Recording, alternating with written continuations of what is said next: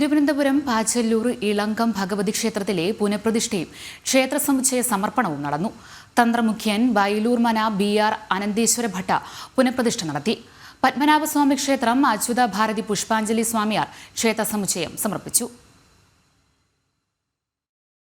ചരിത്ര പ്രാധാന്യമുള്ള തിരുവനന്തപുരത്തെ ക്ഷേത്രമാണ് പാച്ചല്ലൂർ ഇളങ്കം ഭഗവതി ക്ഷേത്രം.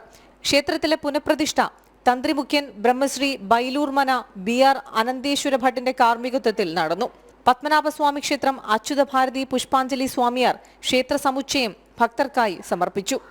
സർവേ ഭവന്തു സുഖിനഃ, സർവേ സന്തു നിരാമയാഃ, സർവേ ഭദ്രാണി പശ്യന്തു, മാ കശ്ചിത് ദുഃഖഭാഗ് ഭവേത്.